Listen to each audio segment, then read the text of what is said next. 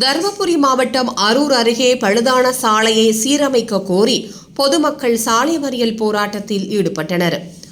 அரூர் வட்டம் கோட்டப்பட்டி அருகே உள்ள சிட்லிங் மலைப்பகுதியில் சுமார் 1000க்கு மேற்பட்ட பொதுமக்கள் வசித்து வருகின்றனர்.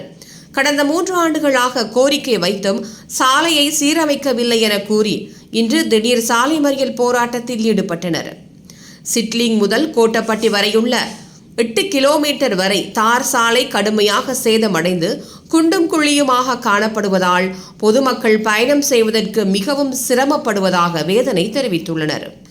அத்தியாவசிய தேவைகளுக்கு கூட கோட்டப்பட்டிக்கு செல்ல முடியாத நிலை உருவாகியுள்ளதாக கூறிய பொதுமக்கள் உடனடியாக சாலையை சீரமைக்க வேண்டும் என வலியுறுத்தி திடீர் சாலை மறியல் போராட்டத்தில் இறங்கியதால் அங்கு பரபரப்பு ஏற்பட்டது.